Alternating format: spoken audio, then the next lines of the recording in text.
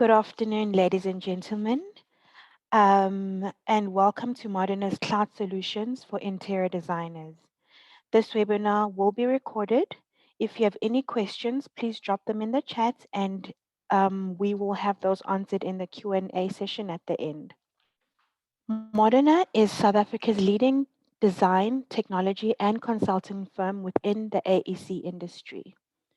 We are trusted partners in solving real-world problems with the most advanced design, technology solutions, innovation, and deep industry knowledge. My name is Amanda Kanyile. I'm a business development manager within the architecture and interior design industries. Today, I'll be joined by my colleague, Lulu Matebula. She is an applications engineer within the architecture and interior design industries. Over to you, Lulu. Good afternoon, everyone. Thank you for joining us this afternoon. As Amanda said, my name is Lulu Gumede Matebula, and basically today we're going to be discussing our cloud solutions for our architects and interior designers. The first product that I want us to look at is the Autodesk Drive. What is the Autodesk Drive? Now, the Autodesk Drive is basically a cloud storage solution that allows individuals and small teams to organize, preview, and share any type of design or model data.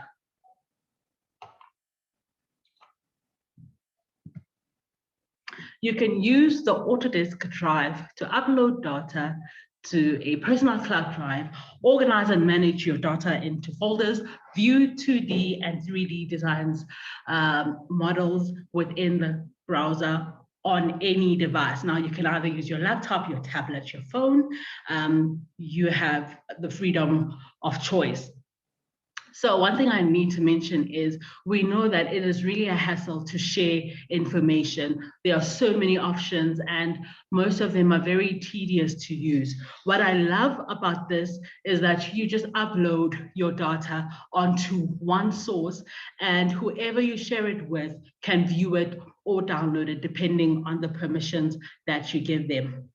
To access the Autodesk Drive, make sure you have a subscription to one of the following products listed here.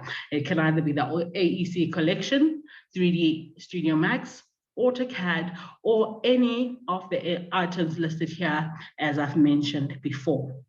Now, supported file formats are almost unlimited. You have 50 viewable design file formats that Autodesk Drive can handle.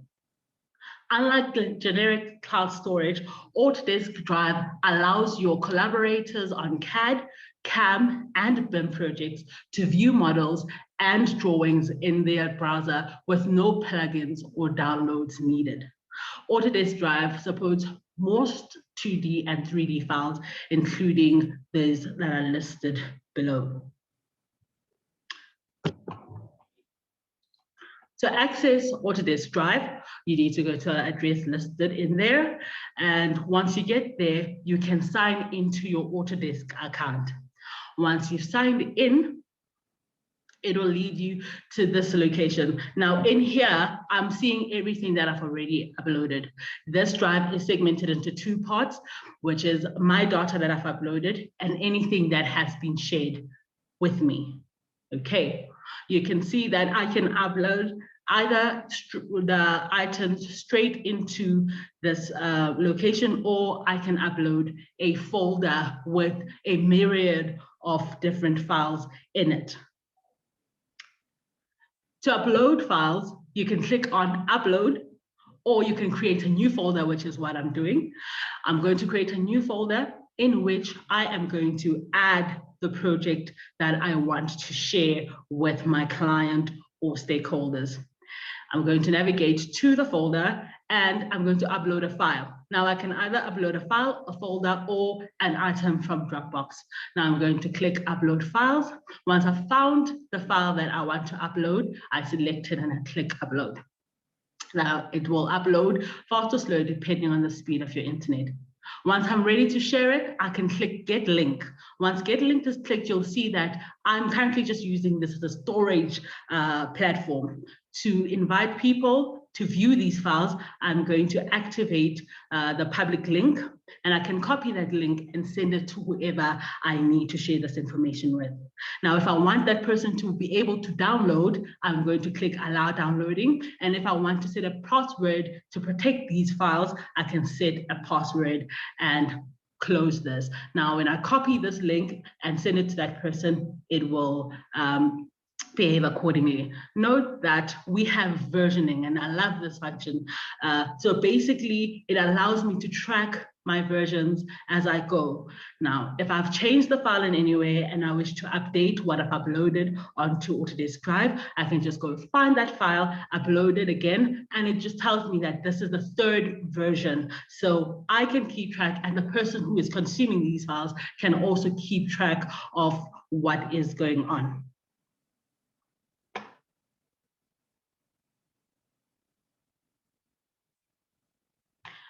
Now, one thing that I would like to mention is if you have your desktop connector, it is very easy for you to actually upload your files. You can upload them directly from your local machine instead of uploading them from the cloud.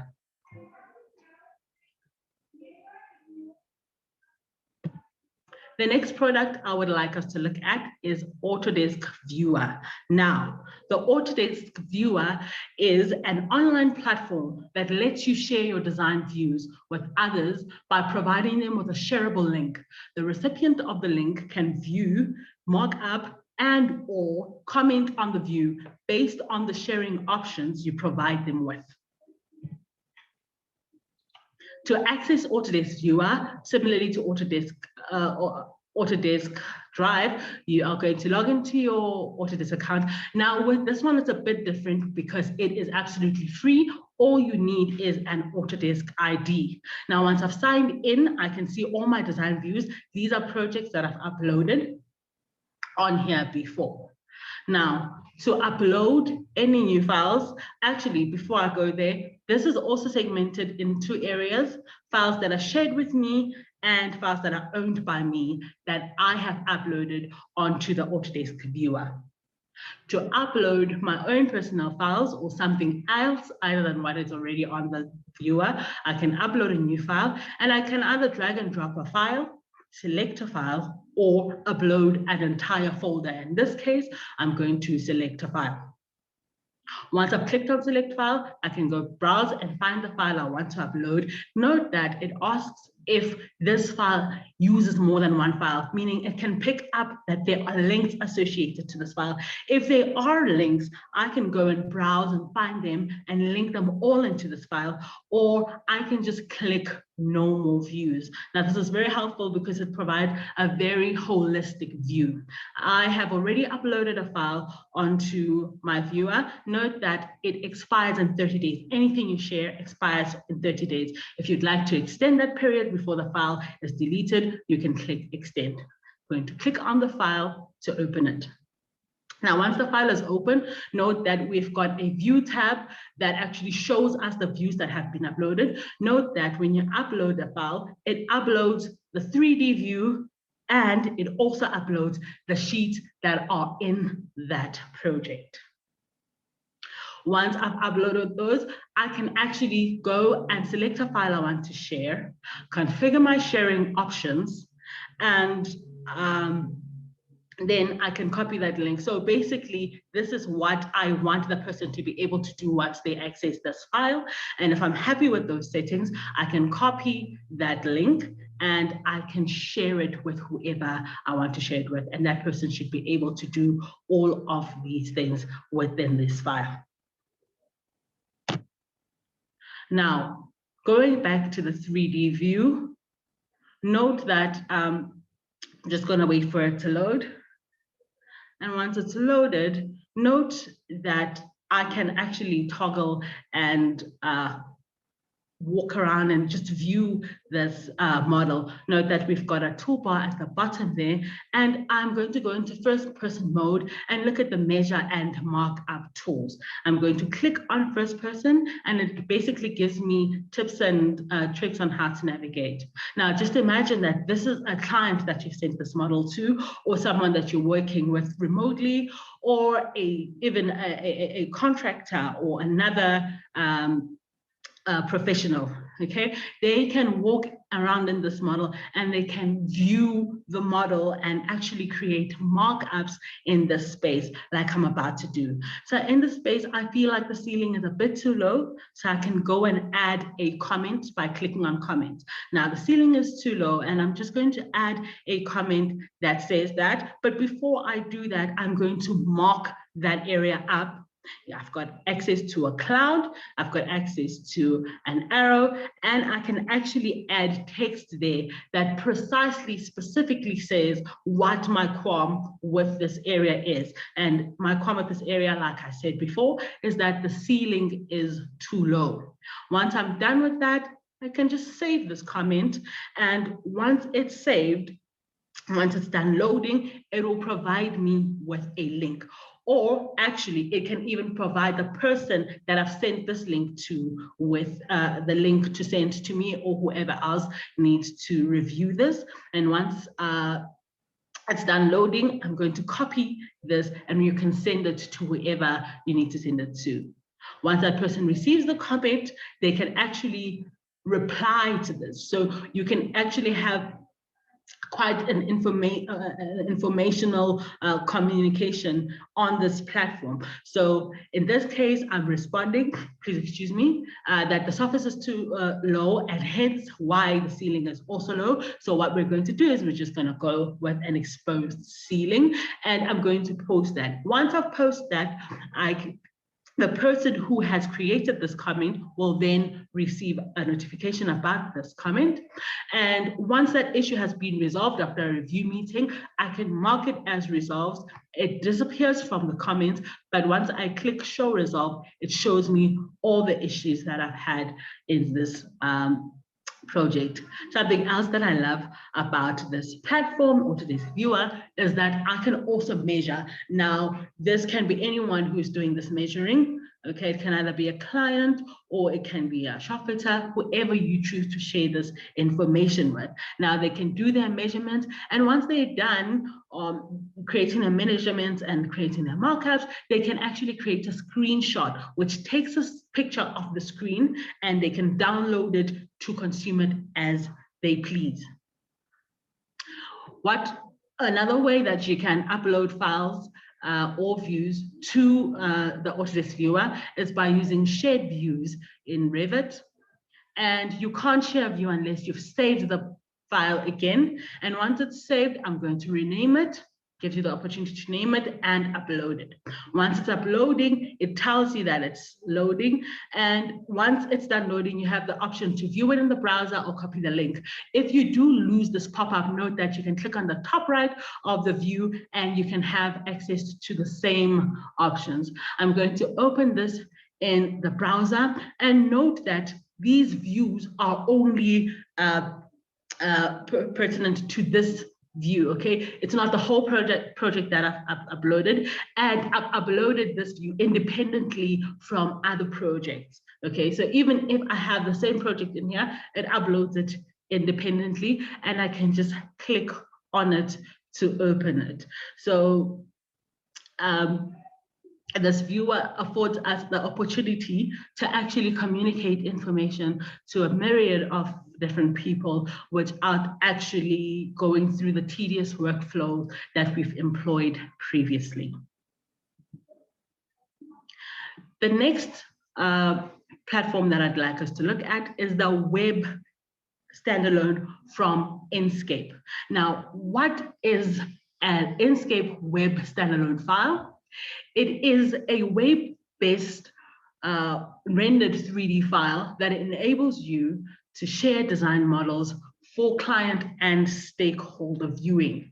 The benefits of this web standalone file is that it removes the requirement for high-end graphics cards. It also allows architectural and interior design that can be easily presented or viewed on a client's computer without any architectural software installed. It's easier to share, and it offers rendered 3D walkthroughs.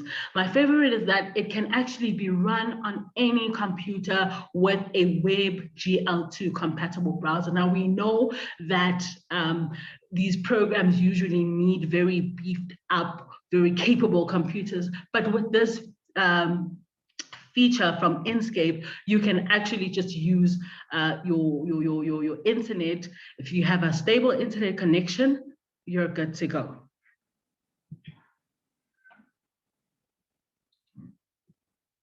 To create this web standalone file, you go to your Inkscape tab and you go to a design view and you start Inkscape. Once Inkscape has started, you can go to your Inkscape window and you see that this is the 3D file that is open on Revit, and you can just export a web standalone file. Now, once that is done exporting, it should automatically open in your browser. It's important to note that this functionality is not available for iOS or Edge Internet Explorer. I currently use it while on Revit on Google Chrome. Now, the settings that are available in here are white mode and polystraw. If you do not like the colored model that you have, you can also set it to have outlines. You can play around with how you want it to look, but personally, I actually prefer that almost realistic material that has been applied. Remember that this is not going to be the perfect realistic mode that you usually see. This is a web browser, so it's not rendering to its fullest capabilities, right? There are many settings that we can do. We can actually also go into how we move the mouse speed, the smoothing, the movement speed in here. The bottom bar that we see there is for navigation. So if you're a gamer, you'll be quite good at navigating through this model. You can toggle around and you can have a first-person experience. Note that I've been flying this whole time. Once I hit spacebar or I click on the wings, it automatically drops me onto the surface that I've been hovering above, and I can begin walking through the model. Now imagine that this is a client that you're designing a house for and you need them to approve your initial design, or you need them to approve some finishes or furniture items, and they can actually go into this immersive view and see exactly what it is that is happening in the model before they approve it. They can actually also play around with time of day settings and actually feel really involved. When you're ready to share this, all you need to do is to copy that address or link, and you can send it to whoever you need to send it to. Now, I know that Inkscape is currently working on a better way to get the link copied and shared, and that should be out in the next release. That is all I have to say to you today. I really hope you enjoyed this. Thank you so much. Over to you, Amanda. Actually, I've got a bonus topic that I would like to share with you. Since we are still under the time that we were supposed to use, and it is the Autodesk Revit Cloud Rendering. Now, I know most of you already know about this, you've heard about it, and you've probably even used it, but I just want to go into it a bit. What is the Revit Rendering Cloud, or even the Autodesk Cloud Rendering? Cloud Rendering is an Autodesk feature that enables you to create high-quality photorealistic images, panoramas, solar studies, and illuminance simulations. With Autodesk Rendering, you can take advantage of virtually infinite computing power in the cloud to create high-resolution renderings in a fraction of the time and without the need for expensive hardware. How this actually works, it utilizes cloud credits. Now, when you create your Autodesk account, you get 25 free Autodesk cloud credits. Now, Autodesk offers a comprehensive set of cloud services that work with your existing engineering and design tools. All these services are run with cloud credits, which are a universal unit of measurement across Autodesk. These items, or cloud credits rather, can also be bought. If you are interested in finding out how you can top up your cloud credits, please let me know in the comment section. To access or to actually render in the cloud, you go to your View tab and you click Render in Cloud. What I actually want to show you specifically is the utilization of these points. Now, note that I don't have to be in the view that I want to render.